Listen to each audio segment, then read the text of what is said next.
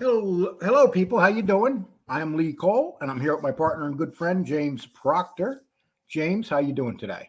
Hey, I'm doing really well, Lee. How's your weekend going? Good, good. I'm feeling good.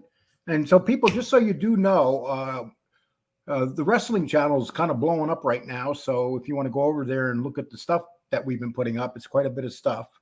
We'd really appreciate it. All those links will be underneath this video when it's done. And if you want to subscribe to this channel, please do so, because a lot of people that watch these channels are not subscribed. So if you want to subscribe to this channel or the wrestling channel, it would be greatly appreciated. Okay, with that, James, I seen a video by Mikey Scars, Yes, and it was really, really good. it And, was. and so, what in general, when you just give us before we go into the breakdown, did you enjoy the video? Yeah, I mean it was a great video. I believe it was on Patreon, but then they put it out on YouTube, and so I watched it. I think it came out on Friday, so it was a great video. And I'm going to take maybe four little segments from it, tiny little ones, like a minute, 2 minutes, play it. But all I could tell the people, you got to see the whole video. It's a long video, Hmm. and it really discusses. And what it discusses is this: if Sammy Gravano and John Gotti do not get arrested, there was some stuff going on behind the scenes, and it looked like that one of them may have winded up dead. Hmm. And we're going to talk about that because RJ had some great points, and they were countered by Mikey, and Mikey was there. Yes. What did you think of the questions and the points that they were asking and stuff? Yeah, I thought they were. I thought they were great points. I thought that the questions were appropriate. It was good to see how you have one person that is more of a mob historian, someone like you and I, and then you had No, like someone you, actually. like you. Don't insult mob historians by saying I'm like them. No, and then we had Mikey Scars, someone that actually on the street actually was around John Gotti, and so that's a good discussion because very few people that are able to counter the story. Most of the stories we hear about what happened is from Sammy Gravano, the tapes, those type of things. So it's good to get that expert perspective. And before we start this, I'm going to ask you one question. Yeah. Okay, Sammy Gravano keeps saying that he planned out the Castellano hit. He's taking all the credit for it. What does Mikey Scars think about that? Yeah, he was saying it was done by John Gotti. John Gotti's the one that planned it out.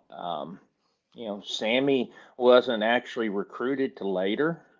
He was recruited by Frank DeChico. It had and Angelo Ruggiero had gone to Sammy. Sammy talked to Frank DeChico. Frank DeChico and Sammy had history because of Frank DeChico's involved in those discussions when Paul Castellano and Sammy were talking about Sammy's brother-in-law that they had to kill.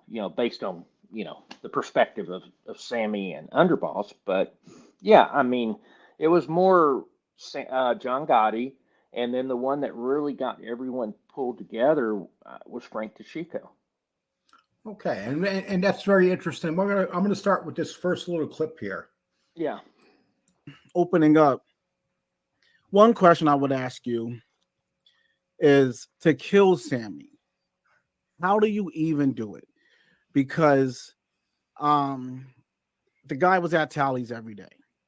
The guy is surrounded by his own guys. He's a mastermind killer. He's killed many people. He's called himself a professional hitman, and he said, "I'm good at it." So, you're not just gonna walk him into a room and kill Sammy. It would have to be an inside job. Somebody in his crew would have had them be the person that killed him. Don't buy another lottery ticket before you Okay, see this. Do you want to know how repeat lottery winners are able to win over and over again? I'll let that go through. But so far, very interesting. but the fact of the matter is, I don't think it would be that difficult. This is just my opinion, and I think that he's going to discuss that. But I don't think it would be that difficult to get to Sammy Gravano. Yeah, my opinion on that is that what would happen is understand that if John Gotti called him in, he would have to come. Okay.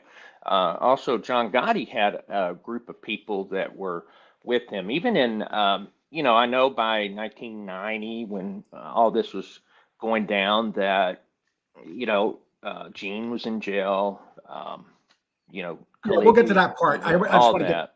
Yeah, we'll get to that part. One But second. yeah.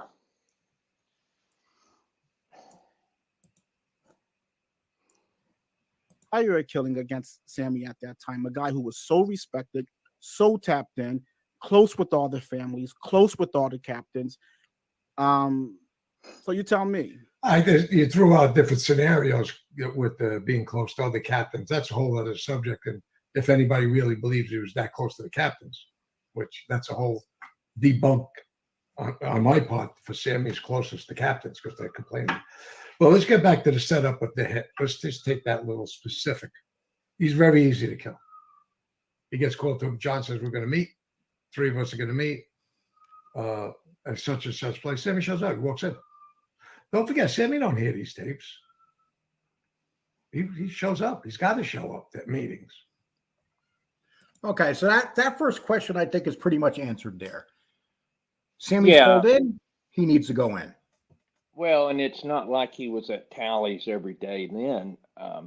He was on at least, if you remember, before, on the day that they got in December of, was it 90, when they ended up getting arrested the final time, Sammy had been on the lam for, a few weeks. And so he was called in by John Gotti and he came. They went, he went to the Ravenite and they all got,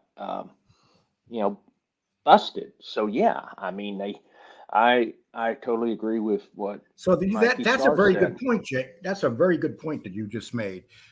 He was called in to come in, and he came in. So that kind of nullifies everything. I mean, the fact of the matter is that he wasn't that hard to get to. Great question by RJ, and a great response by Michael. And here's the next part I want you to hear. Okay. Right. John moving on Sammy. If he were to kill Sammy, he looks like Gas Pipe Casso. And here's my justification for it. When you kill Sammy, after you got powerful captains that were clipped, DB, DeBono, Melito, you killed Tommy Bellotti, you killed Big Paul Castellano, you shelved the old timers, some of them, titles away. You got Joe Gallo, who was the consigliere. You shelved them, or you knocked them down. When you factoring all this stuff, now you got Sammy, right? Who is a guy who was with him on the hit, a guy who's everybody knows in New York. He has relationships in all 5 families in the Philly and Jersey. He's a big name. Yeah. You kill him at that time. You're piling that at the time. The family don't know why DeBono's being killed. You can tell us now, Sammy's killing them, taking the businesses, XYZ. But at the time, John's complaining upstairs. Everybody thinks it's me. Everybody thinks it's me. So the family, he's saying, they're thinking it's my green eyes. Now you clip Sammy. You look like at the moment you start scaring people, just like Gas Pipe started making guys flip who they just say this guy's a maniac. So at the time you kill Sammy, you're going to make bosses in New York. You're going to make captains in the family. You make the family start saying, this motherfucking John is killing everybody. You respond. Well, you said it just. Okay, just that right there. Very good. Yep. Sammy basically made it look like John was clipping these guys because I believe it was Rogerio and him went to John for who was it for the guy?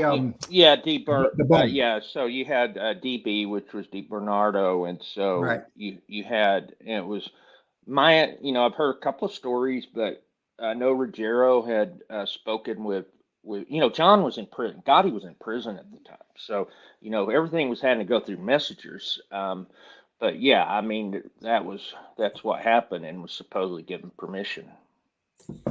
So Rogerio wanted someone that he owed DB some money. Yeah, supposedly Yeah, $250,000, but also, it benefited Sammy because he had the Teamsters Union as well. And DB had no crew to fight back for him. No, he has a one-man crew, Okay. Okay, let's see what he says right here. It's about verbatim that I would say. And again, we got to go by with that tape to back up our opinion here on what happened. John does say this, even with the construction, even with the garbage. Tells Jimmy Brown, don't worry about it, I know about it. Meanwhile, he don't know about it. And same thing with the murders. Yes, John's starting to look like a vicious boss, that no one is safe. Everybody knew DB wasn't a threat. No family knew DB wasn't. Other families knew DB was not a threat. That you could have told I said it. Do you agree with that? So do you really believe, do you think that Sammy may have done some of this on purpose to give John Gotti a bad look? I don't know if that's a possibility, but, I think for me, it was all about Sammy having power and Sammy having money. I think it was more of himself, what he wanted. If it allowed John Gotti to look bad, that would be part of it. But I think it was more of just having that power and having that source of money coming in. But so Mikey Scars is saying is that everybody's going behind, at this point, people are going behind John Gotti's back and saying that he doesn't have any loyalty to anybody because they're not understanding that it was not just him that was making these orders. It was Sammy going to him, right, and asking him to clip these guys. Yeah, I mean but I think too, you got to look at it. There's two different, and I'm having to plug in my phone. I apologize, but there's two different. We got to look at it in two ways. One, you've got the capos. So you got the people that actually have power. They're the ones that have to come in every week. Okay, so we know that John Gotti had talked to, I guess it was brought to John Gotti's attention from Jimmy Brown, that Sammy was doing some of this stuff. And so and you remember what Mikey said was, well, Gotti said, yeah, I know about it or whatever. And he didn't know about it. And so the thing is that Gotti had an advantage because he was bringing the captains in each week. And so he would be able to look in their eyes. He was able to see if they were telling him a line of crap or, what was going on. At the same time, he was speaking with Locasio and Gravano, as we know by the tapes. So the thing is that I don't think that John Gotti I think he was definitely knew what was going on. I don't think that he was out of touch like Paul Castellano was. And so I think that sometimes we underestimate how crafty John Gotti could be. Okay. I'm going to go to the next part here. Further, to push that ahead, because who's next? Who does John kill next? The perception again would be money. I just want to make this clear again. John delegated. John says it on there. Don't show me a paper. I don't want to see a paper. He took the money, gambled it, spent it, whatever he did with it. He didn't want to hear where it came from. I trust you. I delegated you. I'm the boss. Make sure you don't fuck up. Bring that money in. And that's what John did. Now, if John kills Sammy, what does he got to do? He's got to go stop finding people to handle the construction business. Mm-hmm. Have guys that may be afraid to even come in now. Now, Sammy's dead. Tommy Bellotti handled a lot of stuff. Don't forget. Frankie DiCicco handled a lot of stuff with construction. They're all dead if he killed Sammy, right? Who would want to step on that show? Is John greedy? It may be a perception on the outside, but that people really know him. If he did, it would have been the army within an army that John was worried about. Not about money, not about greed, because John didn't care. Just bring me money and I'm happy. So what I get the feeling what he's saying there is you got Sammy Gravano's building up his own army within the family. Yeah. And it had the makings of a civil war coming. Yes. And I think the key to this is Gas Pipe. We know that Gas Pipe already killed a couple Gambino's guys. Yeah, I mean, he had Eddie Leno, and then, you know, he was part of the, later on, the Bobby Borrello hit, also was part of the hit on Frank DeChico in 86. So already 3 guys were taken out in part due to association with Gas Pipe. And Gas Pipe being associated with Sammy Gravano kind of gave Sammy an advantage, didn't it? Yeah, it gave him an advantage. You know, it's kind of interesting. You know, we hear Sammy say that he was on the list to be clipped, and then he was removed from the list. You know, I don't know what the truth was on that, but I know that Sammy and Casso did stuff together. There's rumors they did narcotics trafficking together, even though that's against the rules. But they knew each other from the neighborhood. You know, they knew each other for years. They both were underbosses of the, you know, of their respective families. And so, yeah, they both had a lot of power.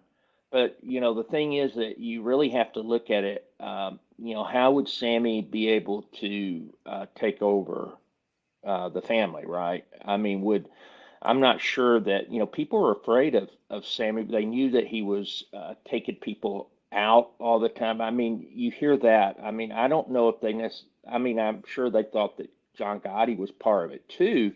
And I'm talking about his own Gambino crew members. And so, you know, it's a good question, but, you know, I just don't think that he could get the consensus. I don't think the commission would ever let Sammy be the boss, because you got to realize Sammy was a soldier. And he's a moneymaker, yeah, but he was a soldier up until the time he gets involved in this hit with Castellano, and then he's promoted to capo, and then it's a couple of years later before he becomes a consigliere, and then eventually underboss.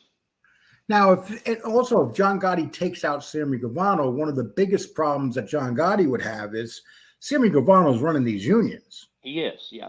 So there's a lot of things Sammy knows that nobody else knows. That's true. And that's part of it, but at the same time, you know, what happened when Sammy left? Didn't Mikey Scars run part of the union? So he would have found everybody's replaceable. Exactly. And you know, I understand this guy Sammy was you know, he was very capable. He was a dangerous guy, but you can't look at John Gotti and think that he was just, you know, that vulnerable. I don't believe he was. I think he was a lot smarter than what a lot of people gave him credit to. And plus, he had political connections. He had friends. He had the support of pretty much So you had Locasio there in the Bronx and his underboss. They were on Gotti's side. You had Queens, all that Queens faction was Gotti's side. You had Manhattan, Gotti's side. The only area that Gravano even had a chance was there in Brooklyn, in Bensonhurst, and that would have been a bloody war. But at the same time, I don't think that there's any way that he would have had consensus, because Gotti was bringing in the captains every week. They got to know him. Some of them didn't like him, but at the same time, they weren't going to go with Sammy Gravano. Yeah, and that's a life where most of these guys didn't like each other. And that's true.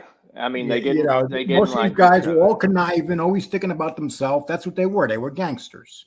Yeah, and that's just the reality of being a gangster. You know, everybody wants to be the guy. Yeah, the one that was going to take over, the one that the Chin wanted, and the you know, it was mostly the Chin. You know, he wanted Jimmy Brown to be boss. He wanted Thomas Gambino, the guy that ran the garment district for the Gambino. He wanted him as the underboss, and then they wanted Danny Marino to be the consigliere. That's what they wanted. And Brown and Danny Marino didn't like either one of them. They didn't like either one of them, but I heard something that was interesting. And obviously Mikey knows what he's talking about. He said that the two of them talking about. I don't think Gambino was even aware of any of it. To be honest, they kind of left him out. But talking about Jimmy Brown and Danny Marino, they were going to stay out of it. Whatever fights happen, they're going to let everything happen, and then they would just kind of step in when it's all done. And hopefully be boss. That's what they wanted. Okay. So here's another part, and after this will be one more part. Yep. Okay. Point number 5, I would say, I think John weighed in his mind. Do I think this motherfucker will come after me? Do I think Sammy will kill me? And I think he concluded, he can't kill me neither. Just like I can't kill him, he can't kill me. I think he came to the conclusion that Sammy wouldn't have tried to kill him. And I guess I would say this. What reason did Sammy, because I don't want to fast forward to my concluding point, but what reason would Sammy have had at this time? They're not arrested yet. Nothing happened yet. Sammy really had no reason to kill John. He's getting everything he wants. Sammy got a yes to everything he wants. He knew this guy's over here on a waterbed sleeping. I'm the guy that's running the shit. But he's up front taking all the heat. He's going to be off the streets anyway. I think the cops are going to take him down anyway, and it's going to all be mine. I think Sammy saw at that time what you were talking about, John didn't see when the heat was on Paul. So Paul's busted in the commission case, like you said. John could have just sat back. He would have got everything he wanted without putting the bullets in Paul. I think Sammy's sitting there thinking, let me just go ahead. What do you think about that? Do you agree with that? No, not really. The reason for it is that Sammy, let's look at this. Number one, Sammy could have been clipped any time by John Gotti. And, but John Gotti, I think the problem is John Gotti really didn't order people clipped unless someone came to him, and they said it was always someone came to him. It was usually Sammy saying, hey, we need to take this guy out. He's being subversive or whatever. And so the thing is what he did, John Gotti, he delegated that. And so the other part was talking about Sammy and saying I can just sit back, let John Gotti get arrested. Well, the thing is that they weren't going to arrest just John Gotti. They were going to arrest, and even when you look at the commission, they arrest the underboss, the boss, and the whole administration. So that's usually the way it happens. Yes. Yeah. So how's Sammy going to be able to take control? And so, the thing was that John Gotti, supposedly he was sent away to be on the lam so he could be, they had that discussion where John asked him, what do you want to be? I think I'm going to get pinched. And do you want to be acting boss? Do you want to be underboss? What do you want to be? And so anyway, the plan, the succession plan would have been, at least at one point, and it changed a lot, that John Gotti would have had Sammy maybe be like an acting boss. But, I think by the time they got arrested, he was aware of how Sammy was. There was a reason I think there was more to it that he was sent away for a few weeks on the lam. And no one's seen this Ravenite with the Ravenite tapes too. This is all going into action, but no one realized that the Ravenite tapes were out there yet. I think he wanted to know what was going on. He'd had these discussions and understand too. And one thing everyone needs to understand that these tapes happened 1 year before. The last Raven Night tape was in January, I believe, of the year, and now we're fast forwarding to December. So 12 months have passed, which a lot can happen. So the feds are behind the scenes already putting this whole thing together. Oh yeah, they've been doing it for over a year to put So, it yeah. together.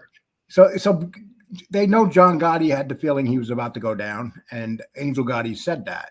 Mhm. And so John has a feeling he's going down. Sammy's kind of cocky. He's kind of hiding, comes out. But they knew he was underboss, and they knew Lacasio was underboss, and then Consigliere. Yeah. Great point. Here we go. Yeah. Keep signing autographs. Keep pissing off everybody in the family, calling everybody down here, 5 days a week, pissing off all the captains, doing all this flint. You're going to jail anyway. And then it's going to be mine. I got no reason to kill this guy.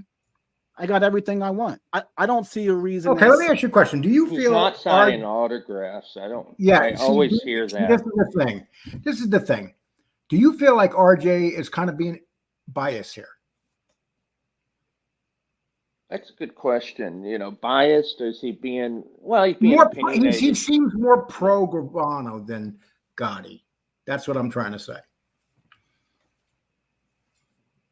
That's a good question. He's kind of, when you look at this part of the dialogue, yeah, it seemed like it was more pro In the beginning of Gravano. it, but in the beginning too, when RJ said that that they could never get to Sammy, which was totally off base, because if the boss calls for you, you go. End of story. Yeah. You're not going to be hiding in tallies. And I'm not being critical of No, RJ. right. I'm just putting questions out there, just like RJ would do.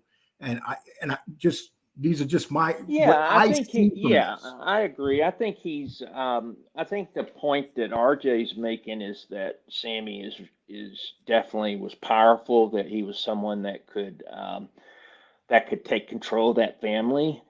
And I just don't think he had that type of pull because I don't think he was that well liked where he could, the thing about John Gotti was that wherever he was at, even when he was younger, he was able to get people gravitate towards him.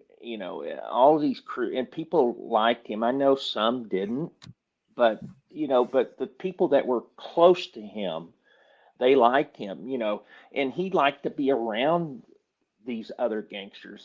That's why I think it'd been a little bit tougher than what we think, And I don't know if it wouldn't have benefited Sammy to make that type of move. He wouldn't have lasted but a few months.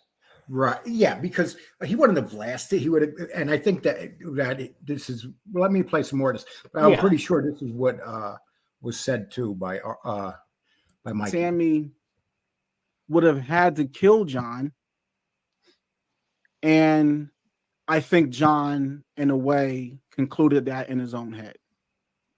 You respond, yes or no? So with commentary. So what you're saying is, I'm not encapsulating your whole statement because I do agree with certain parts in there.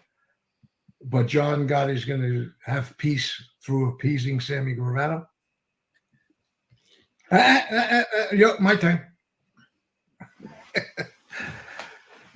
Because basically that's what you're saying is that John's going to sit back because he don't think that Sammy thinks this way. Sammy don't think that way. Sammy says he plays chess. The Mikey Scarfo story wasn't playing chess. He could have been set up with that by the West Side, that he could have been killed, or by John Gotti himself sending a message to test Gravano's loyalty. Okay, so what RJ just said, Mikey pretty much debunked. Would you say that? Yeah, I thought that. Yeah, I mean that. I think the thing is that we look at John Gotti and not understand how the Machiavellian type. He understood that. So Sammy wants to say. I think we sometimes get stained by what Sammy says, he said, "Oh well, I played chess while everyone else played checkers." That's not the truth. I mean, you can, I'm not The here guy, to yeah, James, the guy can't read a book, let alone play chess. right, and I'm not here to I say can't John. picture, and I'll be honest with you, I cannot picture Sammy Gravano. Maybe I'm wrong, Sammy, but I challenge you, Sammy, to a game of chess. I love chess. I play chess. I will play Sammy Gravano. I just can't see him playing chess. Checkers, yes. Chess, no. Yeah, and the thing is that I think we look at John, we see that public persona of John Gotti, and I'm not here to, he did bad stuff like all of them. I'm not saying he didn't, but the point is that he was able to build a consensus. He got the capos, why didn't they, I don't think you had a lot of strong people in the room. It wasn't just Sammy and John Gotti, but you had, that's why I said what Frank DeChico did, getting all of these different people like Joe Watts together and all of these guys. That's what built it. It wasn't Sammy. Sammy was just a soldier back then. And here's what happens. Just say Sammy killed John Gotti. What's going to happen at that point is all the guys like Watts still out of prison. He has his son. He has two brothers still out. Gene's in, I believe. So there will be revenge on Sammy right away. Yeah, and then you forget that even though he might have had he might have had gas pipe, but what about the thing was the Bonanno family was off the commission, but they were still around, and the thing is they wanted to get back on the commission, and who was good friends with Joe Messino? That was John Gotti. Yeah. Also, you forget that, or not you, but some people forget. What was going on with the Colombo family? You had Vicarina, that was the acting boss. You had and Joey friend, Scopo. Joey Scopo. But you know one thing they people. had that nobody else had? What's that? John Jr. had John A-Light. Yeah. Because John A-Light would have went out and taken all of Sammy and all his people out. Would you say that I'm accurate there, James? No comment. They would have just said, "Go get him, John." John A-Light would have 30 guys that night. They would have found half of them batted, another half knifed. But anyway, but you know what he did. Yeah, you know what else happened by this time? He was weakened. You're talking about Sammy Gravano. He didn't have Louis Melito. Louis Melito was a bad MFer. That guy. Yeah, he was. Everybody. Yeah, I mean, and Sammy went to John on Louis Melito too. Yeah, I think it was because he was scared. I think when we talk about fear, John Gotti wasn't fearful of Sammy Gravano. That's one thing I wanted to point out that I didn't agree with RJ. It made it sound like that John Gotti was up at night worried about what, We've seen 1,000 pictures of John Gotti at home. Yeah. And every one of them, the difference between John Gotti and Sammy Gravano is you'll have 1 million pictures where you could find of him smiling. I challenge people to find many of Sammy Gravano ever smiling. Yeah, exactly. But look at that. Look at Melito. I guarantee you that he was fearful of Louis Melito.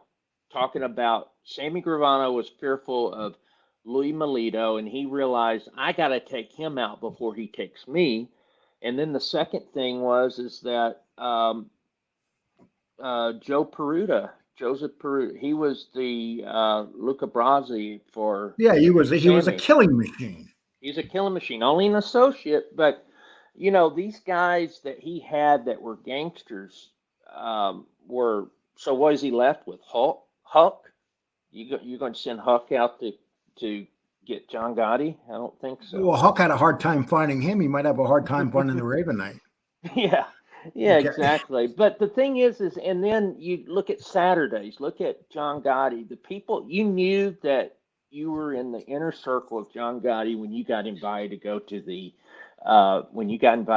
Bergen on Saturdays. He still went to the Bergen on Saturdays, even when boss. So You Okay, know, the thing is, I just don't think that. Okay, let's go to Sammy's this. much better. This is the last one I'm going to use on this.